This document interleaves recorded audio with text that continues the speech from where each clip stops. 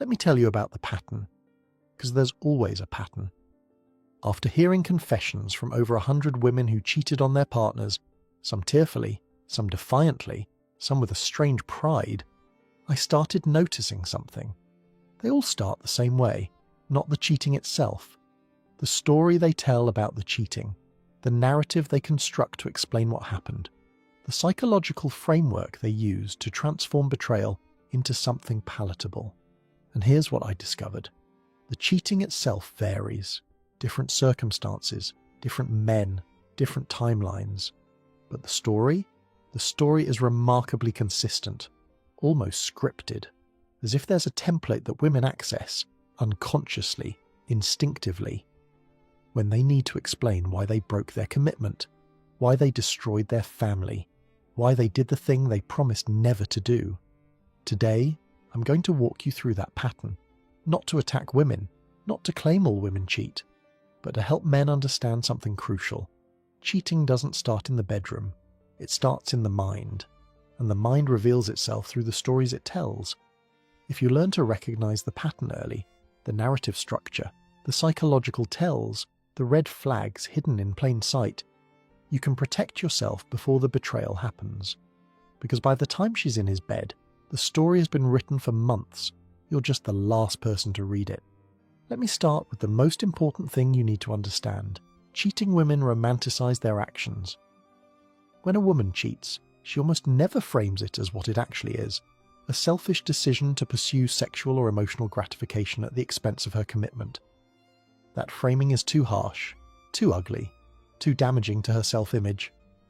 So she constructs a different story, a better story, a story where she's not a betrayer but a protagonist in a love story that circumstances made impossible until now. Listen to how cheating women describe what happened. It's never, "I wanted to have sex with another man, so I did." It's, "We had this connection that neither of us expected." It's, "It was like we'd known each other in another life." It's, "I never meant for it to happen, but some things are just meant to be." The language is romantic, fatalistic. It positions the cheating as something that happened to her rather than something she chose. This is critical to understand. She's not lying to you, she's lying to herself. The romantic framing isn't a cover story designed to manipulate. It's a psychological mechanism designed to protect her ego from the weight of what she's done. If she admitted, even to herself, that she betrayed her husband because she was bored, or horny, or wanted validation, or simply lacked the self-control to resist temptation, that admission would shatter her self-concept. She can't be someone who does something that ugly, so the ugly thing becomes beautiful in the retelling. I've heard women describe affairs that were objectively sordid, drunken hookups with co-workers, tawdry encounters in parking lots, quick sex with men they barely knew. And by the time the story came out of their mouths, it had transformed into something from a romance novel. The parking lot became a moment of destiny. The co-worker became a soulmate. The drunken hookup became two hearts finally finding each other. The narrative alchemy is stunning. She takes base metal and convinces herself it's gold. And here's what men miss. By the time she's telling you this story, the romantic, fatalistic, destiny-driven version, she believes it. She's not performing. She's not consciously deceiving. She's living inside the narrative she constructed to survive the cognitive dissonance between "I'm a good person" and "I did a terrible thing." The story resolves the dissonance. The story lets her sleep at night. The story is now her truth. Let me talk about the self-deception mechanism, because this is the engine that powers everything. Human beings have a fundamental need to see themselves positively. This isn't optional. It's psychological architecture. When behavior conflicts with self-image, something has to give.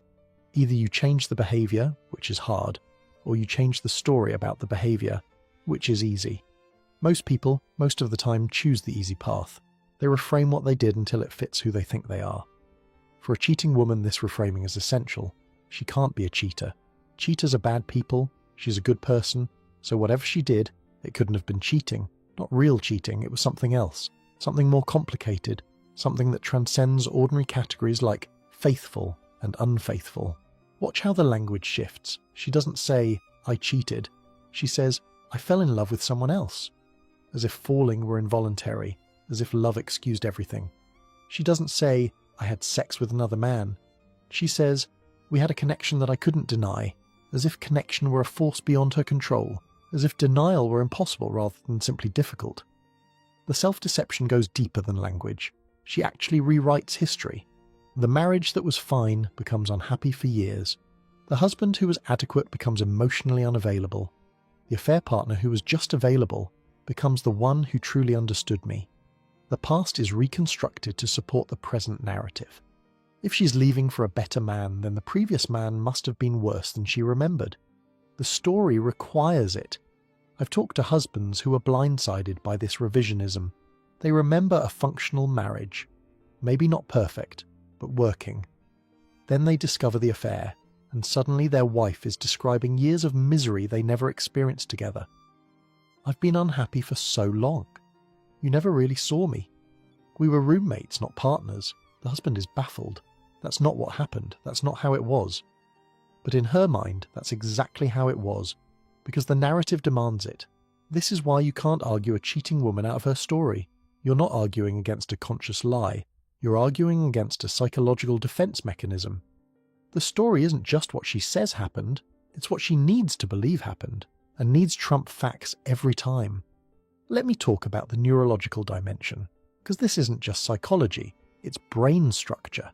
There are two relevant systems operating in every decision about fidelity. The limbic system, ancient, emotional, pleasure-seeking, trustee, drives impulse. It responds to attraction, novelty, excitement. It wants what it wants right now. Then there's the prefrontal cortex, newer, rational, future-oriented, which manages self-control. It considers consequences. It weighs commitments against temptations. It says no when the limbic system screams yes. Every human has both systems. The question is, which one dominates? And this varies dramatically between individuals. Some women have strong prefrontal control. They can feel attraction, intense attraction, the kind that makes the limbic system light up, and still not act. They can be tempted and resist. They can want something and choose not to pursue it because the consequences outweigh the pleasure. These women experience the same impulses as everyone else. They just have the neural infrastructure to override them. Other women have dominant limbic systems. Impulse rules. Feeling becomes action with little intervening evaluation. If she's attracted, she acts. If the moment feels right, she follows it. The prefrontal brake is weak or absent. She's not evil, she's just wired for immediacy. And immediacy is incompatible with long-term commitment, because long-term commitment requires the ability to resist short-term temptation. Here's what this means practically. When you're evaluating a woman for long-term partnership, you're trying to assess the balance between these systems. Does she have impulse control? Does she delay gratification? Does she follow feelings wherever they lead? Or does she evaluate feelings against principles? And the signs are visible if you know where to look. A woman who constantly seeks emotional intensity, who needs drama to feel alive, who makes decisions based on what feels right, without consideration of consequences, who romanticizes passion and dismisses stability as boring, who changes course whenever her feelings change. All of these are limbic dominance indicators. They don't guarantee she'll cheat, but they indicate the control system is weak, and weak control systems fail under pressure. Let me give you the red flag specifically, because this is what you need to watch for. Red flag 1. She philosophizes about love and loyalty in abstract terms. A woman who says things like, "You can't control who you fall in love with," or "The heart wants what the heart wants," is telling you something. She's telling you that she's already constructed a framework where feelings override commitments. She's pre-authorizing betrayal by establishing that love is beyond choice. When she talks this way about hypotheticals, believe her. When the real temptation arrives, she'll apply the framework she already built. Red flag 2. She focuses on feelings as justifications. I felt disconnected from you. I didn't feel appreciated. I felt a connection with him I don't feel with you. Notice the structure. Feeling as reason, feeling as excuse, feeling as something that legitimizes any action taken in its name. A woman who uses feelings as justifications for small things will use feelings as justifications for big things. The logic scales, red flag 3. She entertains hypotheticals about infidelity casually. You're watching a movie where someone cheats. She defends the character. I understand why she did it. Sometimes people just need more than one person can give. It's complicated. These comments are windows into her moral architecture. She's not describing the character. She's describing what she would tell herself in that situation. Red flag 4. She has a history of complicated relationship transitions. How did her previous relationships end? If there's a pattern of overlapping connections, where the new relationship started before the old one officially ended, that's information. If she describes past situations as falling for someone while still with someone else, she's telling you the pattern, and patterns repeat. Red flag 5. She struggles with impulse control in other domains. Does she maintain habits and commitments, or does she follow whatever feels good in the moment? Does she diet and then abandon it when cravings hit? Does she save money or spend impulsively? Does she follow through on plans or change them based on mood? Impulse control is general, not specific. Weakness in one area predicts weakness in others. These flags don't prove anything individually, but accumulated they paint a picture. And the picture is limbic dominance, feeling driven, impulse following, the exact profile that struggles with sustained commitment when temptation appears. Let me talk about premeditation. Because cheating is rarely the accident women describe, the story she tells includes a lot of just happened language. It just happened. One thing led to another. I didn't plan it. This creates the impression of spontaneity, of being swept away by forces beyond control. But the actual behaviour tells a different story. Before most affairs, there's a preparation phase, a grooming phase, and I mean self-grooming, not manipulation. She starts paying more attention to her appearance. She starts working out with new intensity. She updates her wardrobe. She's more careful about makeup. Something has changed. She's preparing. But preparing for what? If she were happy in the relationship, why the sudden self-investment? Then there's the emotional distancing. Before the physical betrayal, there's emotional withdrawal. She becomes critical. She creates conflict. She starts building a case, often unconsciously, for why the relationship isn't working. This serves two purposes. It justifies what's coming, and it reduces the emotional cost of betrayal by making the relationship feel less valuable. Then there's opportunity creation.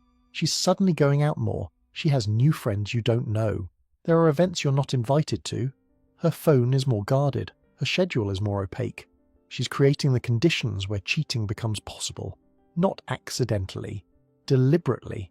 Maybe not consciously deliberately, but deliberately nonetheless. By the time the physical act occurs, weeks or months of preparation have happened. The "it just happened" framing is false. What happened is she built the runway, positioned the plane, and then acted surprised when it took off. The cheating wasn't spontaneous. The cheating was the conclusion of a process that started long before. This is why I say cheating starts in the mind. By the time you discover it, the mental work was completed ages ago. She's been telling herself the story for months. You're just the last person to hear it. Let me talk about lifestyle and mindset as predictors, because not all. A woman's lifestyle reveals her relationship with impulse and restraint. A thrill-seeking lifestyle, constant novelty, stimulation-chasing, hedonic priorities, indicates a limbic dominant operating system. She needs excitement. She needs intensity. She needs the next new thing. This orientation is incompatible with monogamy over time because monogamy is by definition the same person over and over, and the same person eventually stops triggering the novelty response the limbic system craves. Contrast this with a disciplined lifestyle, a woman who has developed habits, who exercises restraint regularly, who delays gratification as a practice, who has a framework, religious, philosophical, whatever, that positions duty above feeling. This woman has trained her prefrontal cortex. She's practiced saying no. She's strengthened the neural pathways that override impulse. When temptation appears, she has the infrastructure to resist. I'm not saying religious women never cheat. They do. I'm saying that genuine religious practice, not cultural identification, but actual practice, builds the muscle of self-restraint. It creates a framework where attraction is understood as a test, not a destiny, where feelings are data, not commands, where commitment means something beyond "as long as I feel like it." The secular woman who follows feelings as her highest authority has no framework for resistance. When she feels attracted to someone new, what's her counter-argument? I shouldn't feel this. That's not how feelings work. I committed to someone else, but she also committed to following her heart and her heart is currently pointing elsewhere. Without a framework that elevates something above feeling, duty, principle, covenant, whatever, feeling wins every time. This is why the question of values matters so much in partner selection. Not because certain values are morally superior, but because certain values predict behaviour. A woman who has never practiced restraint will struggle to practice it when the stakes are highest. A woman who has built her life around impulse following will follow the impulse you're hoping she doesn't. Let me contrast the casual and principled woman directly, because the difference is stark. The casual woman, secular, thrill-driven, feeling-following, experiences attraction and thinks, this means something. The feeling is interpreted as signal, as guidance, as the universe telling her something. She's been taught that feelings are valid, that authenticity means following them, that denying feelings is repression. So when she feels attracted to someone who isn't her partner, the feeling carries authority. It's telling her something about what she really wants, about who she really belongs with. The principled woman, disciplined, value-driven, framework operating, experiences the same attraction and thinks, this is a test. The feeling is recognized as impulse, not guidance, as temptation, not signal. Her framework tells her that feelings are unreliable, that what feels right isn't always right. That commitment means something precisely because it must be maintained when feelings pull elsewhere. She feels the attraction. She doesn't deny it, but she doesn't follow it either. Same stimulus, same biological response, completely different interpretations, and the interpretation determines the behavior. The casual woman follows the feeling because her framework says feelings should be followed. The principled woman resists the feeling because her framework says feelings should be evaluated against principles. The difference isn't willpower, it's worldview. So when you're evaluating a woman, you're evaluating worldview. Does she have a framework that positions anything above feeling? Does she have practice in restraint? Does she understand commitment as something that must survive the moments when she doesn't feel like keeping it? Or is she operating on feeling follows feeling logic that will inevitably lead her somewhere you don't want her to go? Let me talk about the language of justification, because the words reveal everything. Listen carefully when she talks about relationship decisions, her own or others. What words does she use? What framing does she employ? Falling in love. Notice the passivity. You don't climb into love. You don't walk into love. You fall, as if tripping, as if gravity, as if it happened to you rather than being something you did. This language removes agency, and removed agency means removed responsibility. The heart wants what it wants. Notice the separation. The heart wants, not I want. The heart is positioned as an entity with its own agenda separate from the self. She's not responsible for what her heart does. Her heart just wants. She's merely the vessel. It was meant to be. Notice the fatalism. Meant by whom? Destiny, the universe, some cosmic force that arranged this connection despite all obstacles. How can she be blamed for what was meant to be? She's not a betrayer. She's a destined lover whom circumstances cruelly placed in a commitment that was never meant to last. I need to be true to myself. Notice the moralization. Self-truth becomes the highest value, and whatever she wants to do becomes self-truth. Betraying her partner isn't betrayal, it's authenticity. Breaking her commitment isn't breaking, it's being true. The villain of the story is no longer her, it's the commitment that prevented her from being herself. Every one of these phrases is pre-installed justification. If a woman uses this language casually, before any cheating, before any temptation, she's showing you the operating system. She's revealing that when the moment comes, she has ready-made frameworks for excusing what she'll do. The language isn't just description, it's preparation. Let me give you practical guidance, because understanding the pattern should inform behaviour. During the selection phase, before commitment, before exclusivity, run diagnostics. Ask hypothetical questions. What do you think about people who fall for someone else while in a relationship? What does loyalty mean to you? Do you think you can control who you fall in love with? Listen to the answers. Not for the right answers. She might give those, but for the framework beneath the answers. Does she treat commitment as absolute or conditional? Does she believe feelings can be controlled, or does she position them as forces beyond control? Does she have a framework that elevates principle over passion, or does feeling sit at the top of her value hierarchy? The answers reveal architecture, and architecture predicts behavior. During the relationship, watch for the signs of preparation I described earlier. Sudden attention to appearance without obvious reason, emotional withdrawal without clear cause, increased criticism and conflict creation, opportunity-generating schedule changes. These aren't proof of anything, but they're patterns. Patterns that have preceded cheating hundreds of times. If you see them, pay attention. Don't dismiss them because you don't want them to be true. Evaluate her impulse control across domains. How does she handle temptation with food, with spending, with commitments to herself? Does she follow through on plans or abandon them when feelings shift? The woman who can't resist a donut isn't identical to the woman who can't resist another man. But the underlying system, impulse versus control, is the same. Weakness in one area doesn't guarantee weakness in another, but it indicates where the vulnerability lies. Take her history seriously. How did past relationships end? Were there overlapping connections? Were there stories about falling for someone while committed to someone else? Past behavior is the best predictor of future behavior. Not because people can't change, but because most people don't change. The pattern she's shown before is the pattern you should expect again. Let me address what you can't control, because this is important too. You cannot control whether she cheats. You can select carefully. You can evaluate accurately. You can choose someone whose profile suggests reliability. But you cannot guarantee fidelity through your behavior. You cannot love her enough. You cannot be good enough. You cannot be attentive enough. If she's going to cheat, your performance doesn't prevent it.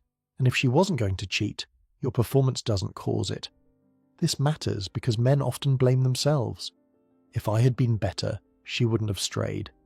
This is wrong, and it's exactly what her narrative wants you to believe.